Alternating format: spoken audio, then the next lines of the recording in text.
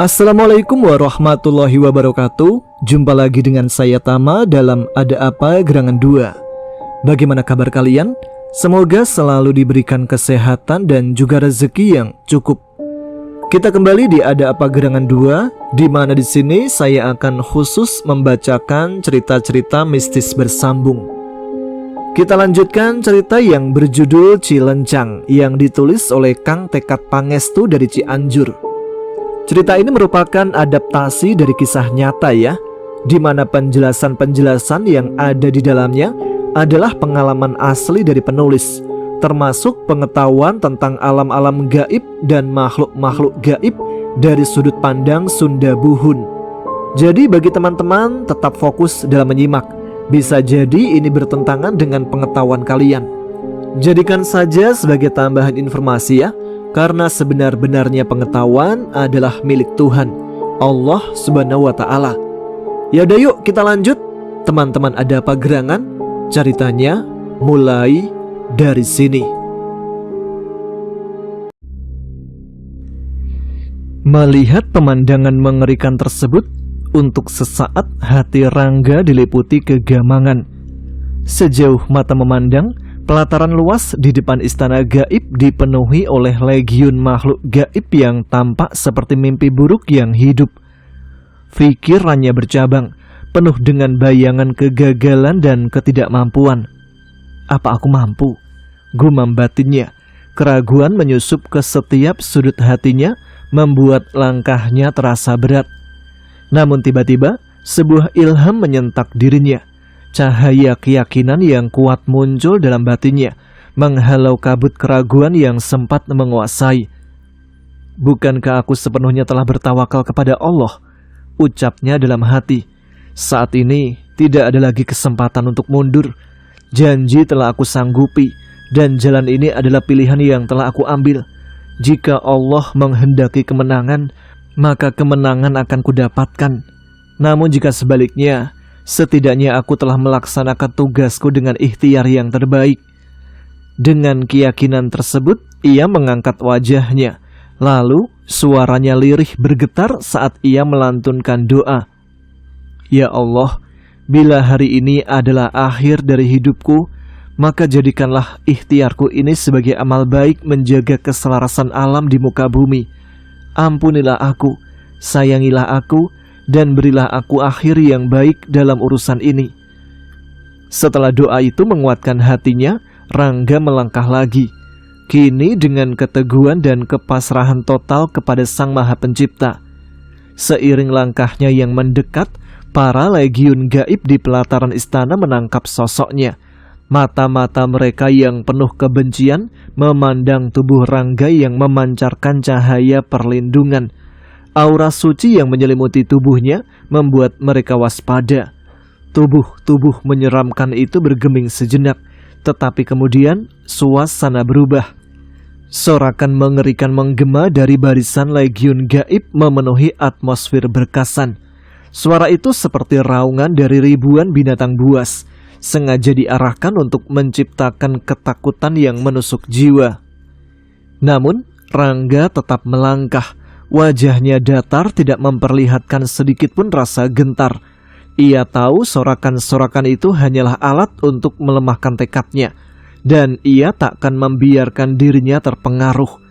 Langkah-langkahnya tetap tenang, perlahan tetapi pasti menuju gerbang istana yang menjulang di depannya.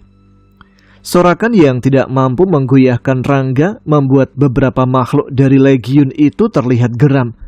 Beberapa di antaranya menggertakkan gigi. Ekspresi wajah mereka memperlihatkan kebencian yang murni. Tetapi tak satu pun dari mereka yang berani melangkah maju, tertahan oleh aura pelindung yang memancar dari tubuh Rangga.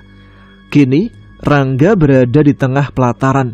Jarak antar dirinya dengan barisan legiun gaib kira-kira 30 meter, menunjukkan betapa luasnya pelataran itu dan betapa banyaknya makhluk yang berkumpul di sana. Saat suasana menjadi semakin mencekam, tiba-tiba sebuah gerakan cepat terlihat. Sosok bangsa Ipri, makhluk gaib yang memiliki wujud menyeramkan dengan tubuh yang dipenuhi kekuatan mistis, melayang di udara. Sosok itu bergerak dengan kecepatan luar biasa, langsung menuju ke arah Rangga. Rangga menghentikan langkahnya, tubuhnya segera dalam posisi waspada. Matanya menatap tajam, mengikuti pergerakan makhluk tersebut yang seolah seperti kilat di langit berkasan. Sosok bangsa Ipri itu berhenti tepat di depannya, tetap melayang di udara. Jarak mereka hanya beberapa meter, dan hawa panas yang memancar dari sosok itu terasa seolah membakar hingga ke tulang. Wujudnya begitu mengerikan, seperti sebuah kombinasi antara mitologi dan mimpi buruk yang hidup. Wajahnya yang mirip dengan wajah monyet memancarkan kebengisan yang luar biasa. Kepalanya memiliki tanduk besar seperti tanduk domba, melengkung ke belakang dari dahinya, dengan ujung yang sangat tajam seakan siap menerobos segala halangan. Tanduk-tanduk tersebut berkilau seperti logam yang tajam, memancarkan kesan bahwa makhluk ini bukan hanya berbahaya, tapi juga tak terkalahkan. Matanya yang merah menyala seolah api yang tak pernah padam, menyala dengan intensitas yang mengerikan. Pandangannya bisa menembus jiwa, mengguncang ketenangan setiap makhluk yang bersentuhan dengan sorot matanya. Di mulutnya, barisan gigi-gigi runcing tampak mengintai. Gigi-gigi itu tak hanya sekedar tajam, tetapi teratur dengan sempurna, seperti alat pemangkas yang siap mengoyak daging dan tulang. Setiap helaan nafas yang keluar dari mulutnya seolah membawa desisan yang mematikan. Sementara udara sekelilingnya terasa lebih panas dan berat, penuh dengan ancaman. Telinganya lancip, menyerupai telinga kelelawar, dengan bentuk yang menonjol seakan dapat mendengar gerakan sekecil apapun di sekitarnya. Dari telinga yang lancip itu muncul sebuah kesan bahwa ia tidak hanya kuat dalam fisik, tetapi juga tajam dalam insting, selalu siap untuk bertarung. Tubuh makhluk ini dipenuhi dengan duri-duri yang berkilau gelap. Setiap duri itu tampak tajam dan keras, seakan terbuat dari tulang berbahan baja. Tubuhnya yang tampak keras seakan memperlihatkan kemampuan daya tahan luar biasa yang dimilikinya. Setiap gerakan tubuhnya menghasilkan bunyi gesekan udara, menciptakan suara yang menakutkan di sekelilingnya. Bentuk tubuhnya tampak sangat proporsional dan kekar, seperti seorang petarung yang terlatih dengan baik. Otot-ototnya menonjol di sepanjang tubuhnya, mengisyaratkan bahwa makhluk ini tidak hanya mengandalkan kekuatan fisik, tetapi juga kecepatan dan kelincahan dalam setiap gerakan. Kakinya yang besar dan kuat dilengkapi dengan 6 buah cakar tajam. Masing-masing cakar seolah dapat menghancurkan apapun yang menghalanginya. Otot-otot kaki yang besar dan kuat tampak menguatkan kesan bahwa makhluk ini bisa bergerak dengan kecepatan yang luar biasa, siap melibas musuh-musuh yang mencoba menghadapinya. Rangga merasakan jantungnya berdegup kencang, tetapi ia tahu inilah saatnya ia harus menghadapi apa yang sudah menanti. Senyap menyelimuti sesaat. Hanya terdengar suara deru angin alam berkasan. Pandangan mereka bertemu, manusia dan bangsa Ipri, masing-masing dengan kekuatan dan tekadnya sendiri. Pertemuan itu adalah awal dari sesuatu yang akan menentukan nasib Rangga dan seluruh misi penyelamatan ini. Sosok Ipri itu berkata, "Fikir nekres Menekraser kira damanui kefara Dasrim Nurkasira azar keversari." Ia berbicara dalam bahasa yang tidak dimengerti oleh Rangga. Itu adalah bahasa bangsa Ipri. Mendengar bahasa yang sangat asing dan tak dimengerti olehnya, seketika saja Rangga spontan melantunkan zikir dalam hatinya. Subhanaka la ilma lana illa ma 'allamtana innaka antal alimul hakim. Ya Allah, berikanlah kemampuan kepadaku untuk dapat mengerti bahasa mereka. Sesungguhnya Engkau Maha Mengetahui serta Maha Bijaksana. Makhluk itu kembali bersuara. Kali ini Rangga bisa mengerti. Suaranya teramat mengejek, penuh penghinaan. Apakah manusia kehabisan makhluk terpilih sehingga mereka mengutus seorang sampah biasa sepertimu? Makhluk tersebut mendengus. Harusnya mereka mengutus para wakil Tuhan, atau setidaknya mengirim para ruhani suci agar sebanding dengan level kekuatanku. Namun Rangga tak bergeming, laksana batu karang yang tak gentar menantang badai. Matanya tetap memandang tajam ke arahnya. Melihat tatapan tajam Rangga tersebut, makhluk itu pun tersenyum sinis. Ia berkata lagi, kali ini dengan nada yang semakin menghina. Bagaimana mungkin makhluk rendah sepertimu berpikir mampu mengalahkan pasukan gaibku, menerobos istana Wadal Nyawa dan menyelamatkan kedua makhluk ambar yang disekap di dalamnya? Tiba-tiba saja Rangga spontan berkata, bagaimana mungkin makhluk tolol sepertimu bisa berpikir bahwa aku yang akan melakukan semua itu? Di luar dugaan makhluk tersebut, Rangga melakukan provokasi balasan. Makhluk itu seketika saja meradang. Makhluk sampah tak tahu diri, ucapnya seraya berusaha menahan amarah yang seketika bergolak di dirinya. Namun makhluk tersebut menyadari bahwa apa yang dilakukan Rangga adalah sebuah provokasi agar dirinya kalap dan bertindak di luar perhitungan. Tak sudi aku melayani makhluk yang kekuatannya lebih rendah dariku. Aku, Murkawisesa, sang panglima Iprit Tatar Kulon, adalah petarung pilih tanding. Meladenimu hanyalah kenistaan reputasiku. Murkawisesa kemudian bergerak mundur, dan sekali lompatan ke belakang saja, dirinya sudah berada kembali di posisi paling depan para legiun gaib. Makhluk itu tampak santai melayang dengan tatapan yang terus menghujam tajam ke arah Rangga. Kemudian mulutnya mengeluarkan teriakan lantang. Kali ini dia bicara dalam bahasa bangsa Danawa. Bancang Gumarang, Kresdore Favamin Sentra, Korstadem Natore, Nama Zang Taris Marzu. Seketika saja teriakan Murkawisesa tersebut membuat legiun gaib yang berada paling ujung kanan mengeluarkan suara gegap gempita. Legiun tersebut adalah legiun para makhluk gaib dengan wujud besar-besar. Mereka adalah legiun para Danawa Buana Handap. Saat itu, tiba-tiba saja sebuah keanehan terjadi pada Rangga. Dirinya mampu memahami semua perkataan Murkawisesa. Perkataan yang tadi berarti, Bancang Gumarang, lumat habis makhluk sampah itu. Tunjukkan bahwa bangsa kita lebih perkasa dibandingkan kaumnya. Hal itu terjadi begitu saja, seolah ia telah menguasai bahasa mereka dalam sekejap. Seketika saja batinnya berucap, Masya Allah, la haula wa la quwata illa billah. Tiada daya dan upaya kecuali dari Allah. Semua yang terjadi adalah seizinnya. Kemudian dari barisan legiun gaib paling kanan, sosok besar maju perlahan. Setiap langkahnya terlihat mengguncang tanah. Tubuh makhluk itu berlendir, bersisik dan sangat menyerupai monster air. Sosok itu bertubuh tegap dengan tinggi menjulang, mencapai 5 hingga 6 meter. Seperti raksasa yang lahir dari kedalaman mimpi buruk. Namanya Bancang Gumarang, pemimpin legiun Danawa, berjalan tenang seraya menatap Rangga dengan pandangan penuh penghinaan. Saat Bancang Gumarang berada sekitar 10 meter di depan Rangga, makhluk besar itu pun menghentikan langkahnya.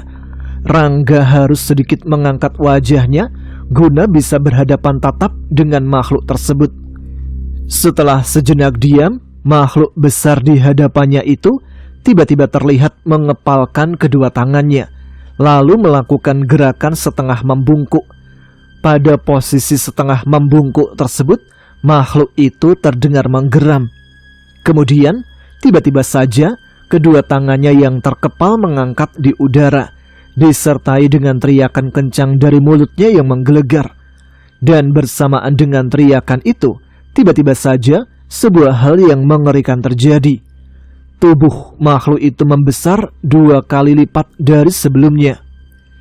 Makhluk itu kemudian menghentikan geramannya, dan kedua tangannya sudah santai kembali berada di dekat pinggangnya, menatap tajam ke arah Rangga dengan posisi tubuh dan pandangan yang penuh dengan keangkuhan. Rangga mulai diliputi ketegangan. Ia segera melantunkan doa pelindung untuk menguatkan hatinya. A'udzu bi kalimatillahi tammati min syarri ma khalaq. Rangga merasa di dalam dirinya rasa takut secara perlahan mulai menyusup. Namun ia segera meredam kuat-kuat rasa takut yang akan menjalar tersebut. Ia sepenuhnya mengerti bahwa yang dilakukan makhluk itu bertujuan untuk menciutkan nyalinya. Batinnya menggumam. Itu sudah menjadi pola perilaku makhluk gaib. Pola tersebut sangat kentara, bahwa yang pertama kali akan mereka lakukan adalah menekan keberanian para manusia dengan wujud menakutkan mereka. Bila keberanian kita menciut karena termakan tipu daya mereka, maka mereka akan lebih memiliki kuasa untuk memberikan keburukan. Hal tersebut tidaklah boleh terjadi. Mengingat semua pelajaran tersebut, dan dengan segenap keteguhan yang selalu ia jaga, Rangga balik menatap tajam ke arah Bancang Gumarang. Melihat Rangga tak memiliki rasa gentar, Bancang Gumarang seketika mengeluarkan suara. Makhluk raksasa itu berkata dalam bahasa Danawa, Aku adalah makhluk yang besar. Apa yang bisa kau lakukan terhadapku, wahai makhluk kecil? Spontan Rangga segera membalas perkataan Bancang Gumarang dengan sebuah kalimat dalam bahasa Danawa juga. Tuhanku, Allah, lebih agung dan besar dari semesta raya. Makhluk kerdil sepertimu tidak akan mampu bersanding dengan keagungan Tuhanku. Apakah kau mampu membesar sebesar dunia, wahai makhluk kerdil? Semua para legiun gaib yang ada sontak terperangah mendengar Rangga berbicara dalam bahasa Danawa. Dan bukan hanya mereka serta Bancang Gumarang saja yang terkejut. Murkawi Sesa pun tampak terhenyak dilanda heran. Setelah tersadar dari keterkejutan yang membekap dirinya, Murkawi Sesa berdiri dengan penuh amarah. Matanya menyala seperti bara, dan rahangnya mengatup keras seakan hendak menghancurkan apa saja yang ada di depannya. Dari mulutnya terlontar seruan penuh kebencian. Makhluk sampah! Tangannya yang kokoh mengepal, menunjuk ke arah Rangga dengan gerakan penuh intimidasi. Gernat Danawa, Sulkratos Darverka! Serunya dengan suara yang mengguncang udara. Perintahnya jelas. Panglima Danawa, habisi makhluk nista itu. Bancang Gumarang, sosok raksasa dengan tubuh kokoh seperti gunung, langsung melangkah maju. Gerakannya memekikkan tanah tempat ia berpijak. Sambil berlari menuju Rangga, ia mengeluarkan teriakan yang menggema ke seluruh penjuru alam berkasan, menebarkan gelombang energi negatif yang memukul siapa saja yang berada dalam jangkauan. Rangga merasakan energi yang akan datang itu seperti api yang membakar udara. Ia tampak memejamkan mata sejenak, menarik nafas dalam, lalu dengan tenang melantunkan doa-doa perlindungan. Dalam hitungan detik, cahaya di tubuhnya kian memancar agung. Perisai gaibnya sangat cemerlang berkilau gemilang. Bancang Gumarang terus maju. Tubuh raksasanya mendekat dengan langkah-langkah menggetarkan bumi. Saat jarak di antara mereka hanya selemparan tangan, ia mengangkat kepalan tangan kanannya yang sebesar bongkahan batu karang. Dengan penuh keyakinan, ia menghantamkan tinju itu ke arah Rangga. Kepalan tangan raksasa itu begitu besar, hampir menutupi tubuh Rangga yang kecil. Namun, sebelum pukulan itu menghantam, Rangga mengangkat kedua tangannya, dan perisai cahaya dari doanya mengikuti gerak tangannya. Dalam sekejap, tinju Bancang Gumarang bertemu dengan perisai itu. Sebuah ledakan cahaya membutakan seluruh yang menyaksikan. Seluruh makhluk gaib di tempat itu terdiam dalam keterkejutan. Mereka melihat sesuatu yang tak pernah mereka bayangkan. Serangan Bancang Gumarang tidak hanya gagal menembus perisai Rangga, tetapi juga terpental dengan hentakan balik yang luar biasa. Bancang Gumarang meraung, suaranya mengguncang alam berkasan. Kepalan tangan kanannya retak, dan bunyi patahan tulang terdengar hingga ke penjuru alam. Ia memegangi tangannya yang terkulai dengan ekspresi kesakitan yang luar biasa. Namun, rasa murka mulai merayapi dirinya. Bancang Gumarang, Panglima Danawa yang perkasa, baru saja dibuat tak berdaya oleh seorang manusia. Dalam kebisuannya, ia menggertakkan gigi, merasakan amarah yang membara. Tanpa memperdulikan rasa sakit di tangannya, ia kembali bersiap menyerang. Kali ini, ia mengandalkan ekornya yang panjang dan kuat, mirip dengan ekor buaya, bersisik tebal dan berduri tajam. Dengan gerakan cepat seperti cambuk raksasa, ia mengibaskan ekor itu ke arah Rangga. Kibasan itu memotong udara, menciptakan suara menderu yang membuat seluruh makhluk gaib merinding. Serangan itu datang dengan daya hancur yang mematikan, seolah ingin memastikan tubuh Rangga tak akan selamat. Serangan ekor Bancang Gumarang menderu dengan kekuatan mengerikan, memecah udara seperti cambuk raksasa yang berayun penuh ancaman. Namun, Rangga tidak tinggal diam. Ia memanfaatkan kelincahan dan kecepatan yang dimilikinya untuk menghindar dengan cekatan. Tubuh kecilnya bergerak bagai bayangan, melompat ke samping dan menghindari serangan yang datang dengan presisi luar biasa. Kibasan ekor itu menghantam tanah di tempat Rangga sebelumnya berdiri, menciptakan lubang besar yang menggetarkan bumi. Namun Rangga tak berhenti di situ. Serangan yang melesat menjadi peluang emas baginya.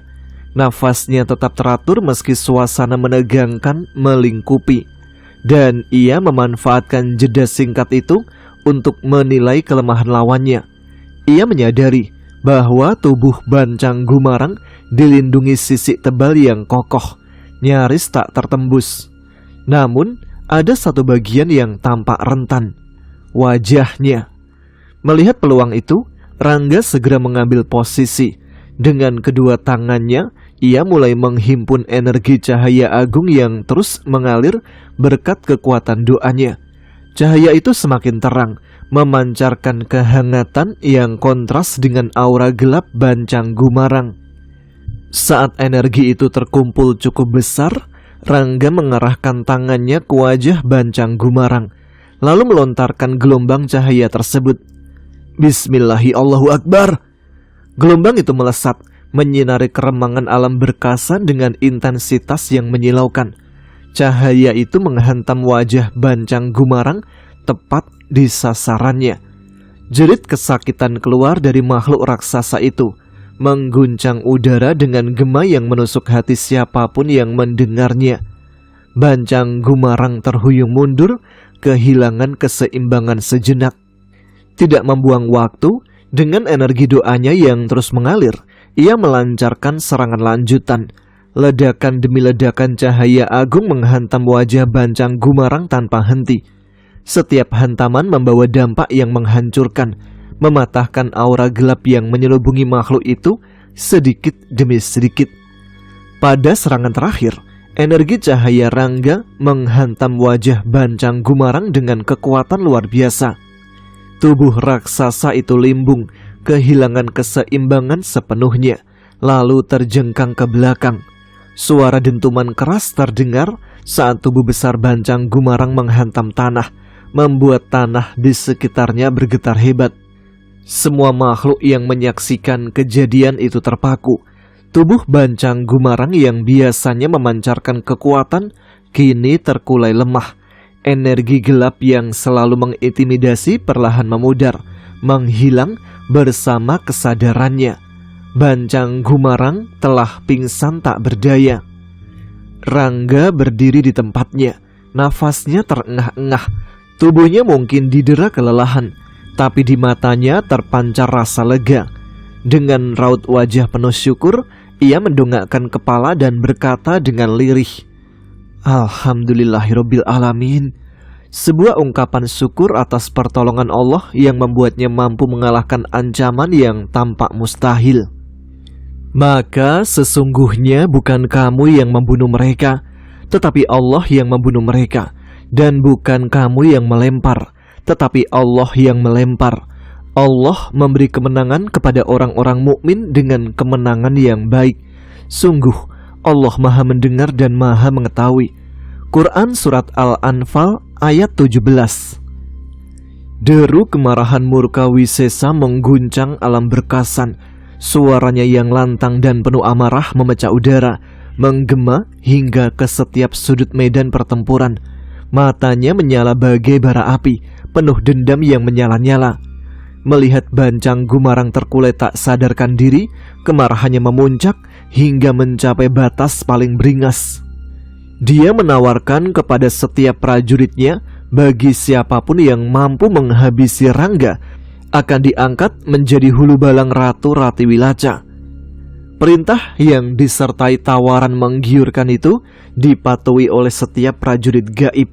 Dalam sekejap, ribuan makhluk gaib itu bersorak serempak, menyuarakan persetujuan mereka dengan pekikan yang menggema seperti badai.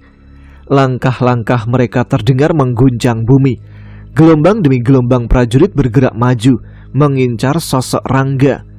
Rangga mematung sesaat, tubuhnya menegang, menyaksikan ribuan prajurit gaib bergerak serentak seperti banjir besar yang siap menelannya.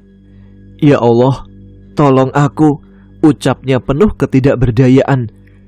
Di tengah ketegangannya, laksana pertolongan yang datang dalam bentuk ilham, tiba-tiba saja Rangga mengingat sebuah ayat Al-Quran yang sesuai tepat bagi gambaran keadaannya. Ia pun seketika melantunkan ayat suci Al-Quran surat Ali Imran ayat 125. Jika kamu bersabar dan bertakwa ketika mereka datang menyerang kamu dengan tiba-tiba, niscaya Allah akan menolongmu dengan 5.000 malaikat yang memakai tanda. Bacaan ayat tersebut ia lantunkan berulang-ulang, memenuhi udara di sekitarnya dengan aura ketenangan yang penuh kuasa. Ia menjaga khusyuk dalam lantunannya, sementara kedua matanya tetap awas mengamati setiap gerak-gerik lawan yang mendekat. Keyakinan Rangga semakin kokoh. Dengan setiap kata yang ia lantunkan, ia memperteguh hatinya kepada Allah. Di tengah ancaman yang menggelora, ia menemukan kedamaian yang aneh, sebuah ketenangan yang hanya bisa datang dari tawakal yang sempurna. Langit berkasan dipenuhi teriakan dan raungan. Gelombang legiun prajurit gaib bergerak semakin dekat, menyisakan jarak yang kian menipis antara mereka dan Rangga. Suasana mencekam menebar ke segala arah, seolah melahap udara menjadi berat dan penuh ancaman. Di barisan depan, pasukan Bancala memimpin dengan langkah gesit. Tubuh mereka berwujud mayat busuk yang mengenakan pakaian perang. Pedang, golok, gada, dan berbagai senjata lainnya diacungkan tinggi-tinggi, seolah menjadi lambang kematian yang mengintai. Dari atas, pasukan Ririwa meluncur dengan kecepatan angin. Sayap-sayap gelap mereka mengepak, menciptakan riak udara yang dingin dan menusuk.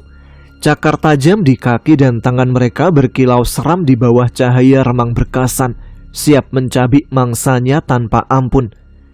Di sebelah kiri pasukan Bancala, derap langkah berat terdengar dari pasukan Ipri. Tubuh kekar mereka memadukan kegarangan binatang buas dan keperkasaan manusia. Dengan raungan liar, mereka melesat ke arah Rangga seperti badai yang tak dapat dihentikan.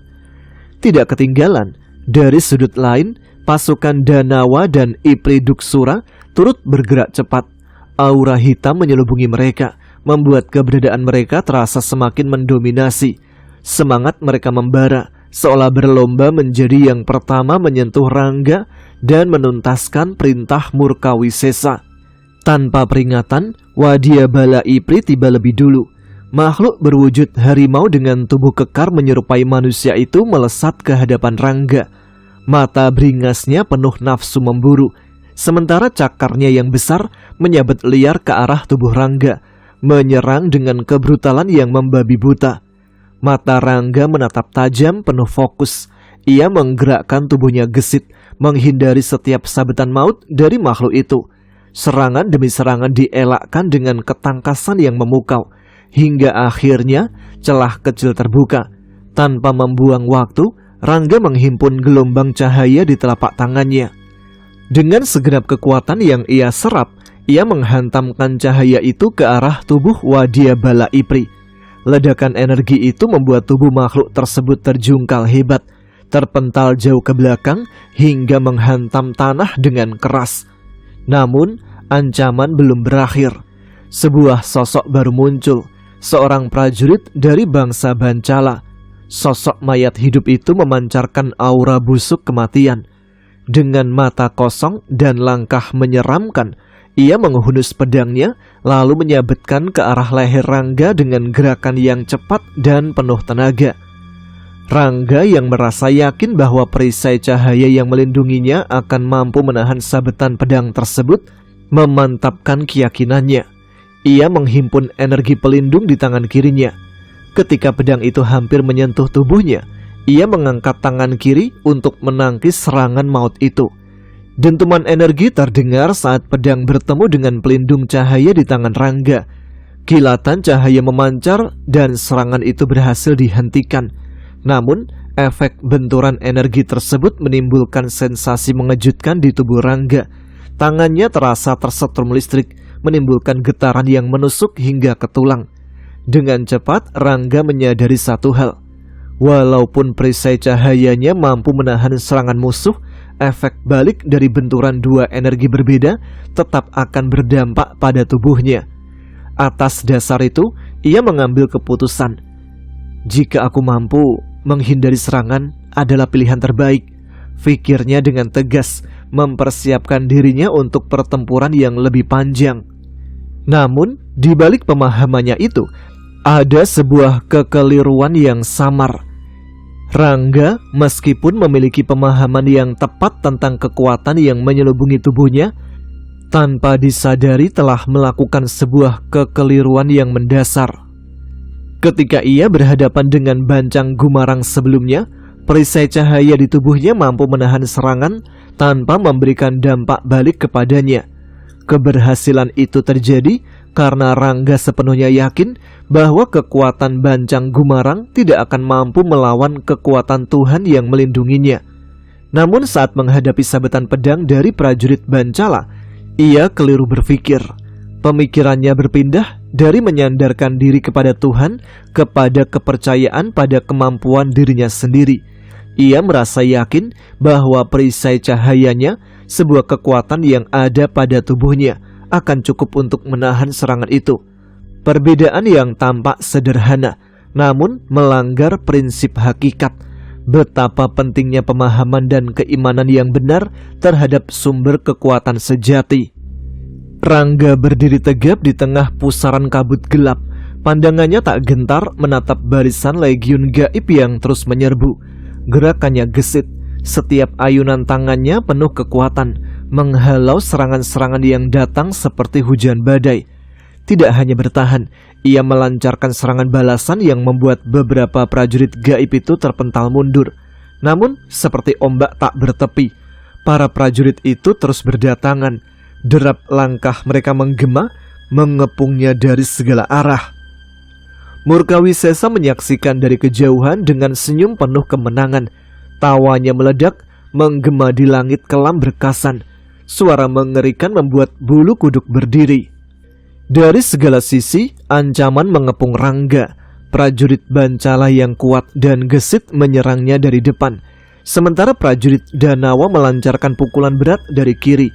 Di sebelah kanan, prajurit Ipri petarung meluncurkan serangan brutal. Dan dari belakang, para Ipri penyihir menghujaninya dengan mantra-mantra jahat. Dari atas, para prajurit Ririwa melayang, menebarkan serangan mematikan yang membuat ruang gerak Rangga semakin sempit.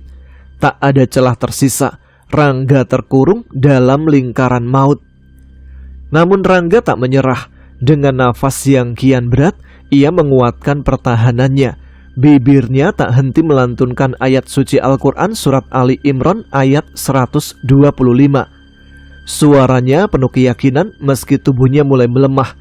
Setiap serangan yang menghantam perisai itu memercikkan kilatan energi, dan benturan itu membuat rasa sakit yang menjalar ke seluruh tubuh Rangga. Rasa nyeri semakin menggila, tubuhnya seperti dihujam ribuan jarum. Energi yang ia keluarkan untuk mempertahankan perisai itu menggerogoti daya hidupnya. Alam berkasan yang gelap dan penuh aura jahat membuatnya kian lemah. Detik demi detik berlalu seperti jerat yang tak terelakkan.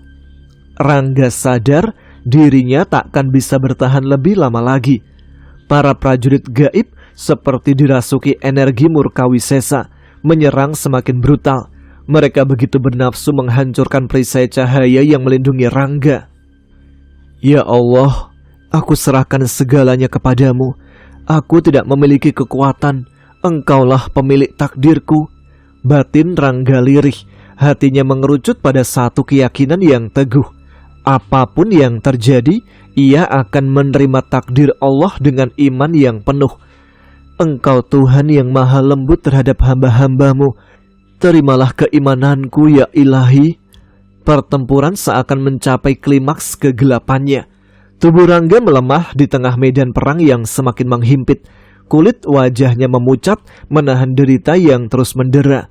Raut mukanya yang biasanya memancarkan keteguhan kini dihiasi garis-garis kesakitan.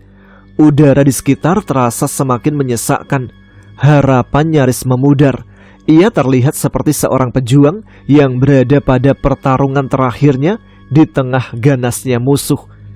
Semesta seolah menahan nafas, menunggu kehendak ilahi yang mengambil alih takdir Rangga.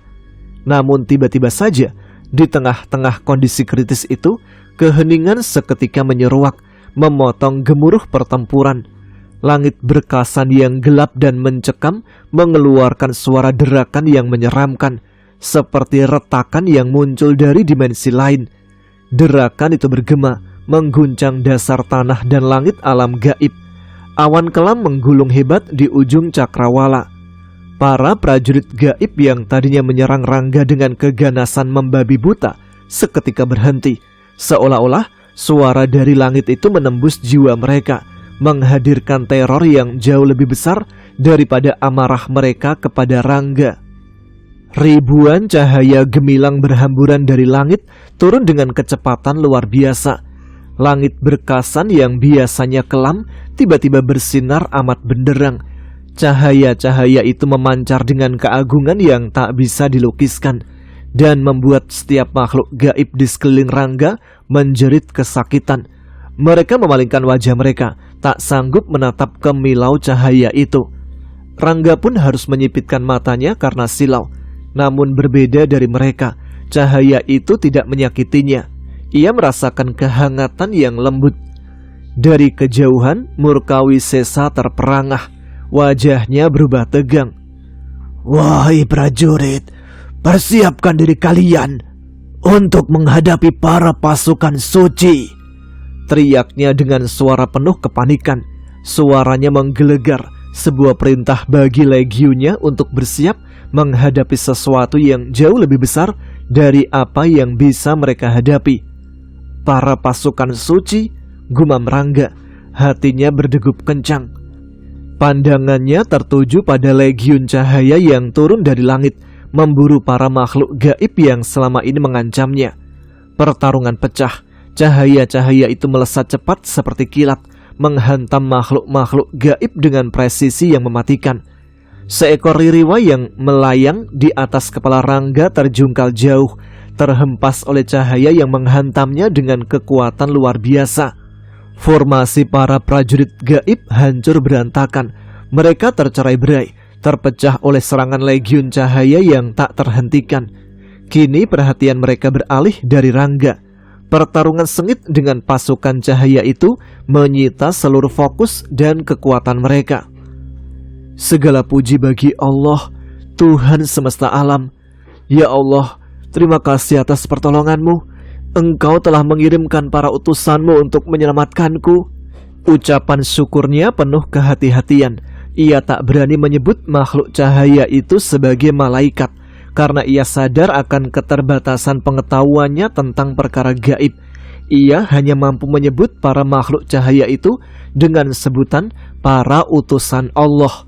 Dalam sujudnya itu, air matanya menetes. Di tengah rasa nyeri dan letih yang hebat, ia merasa hatinya dibasuh oleh keimanan yang kokoh, yakin bahwa keajaiban ini adalah bukti kasih sayang Tuhannya kepada para hambanya. Baiklah, sampai di sini dulu cerita yang berjudul Cilencang. Kita akan lanjutkan pada episode selanjutnya. Tuliskan pendapat kalian tentang cerita ini di kolom komentar ya. Tentunya juga supaya kalian agar tetap eksis. Baiklah, saya Tama sekarang harus pamit. Terima kasih yang sudah menyimak. Tetap semangat, jaga kesehatan. Wassalamualaikum warahmatullahi wabarakatuh.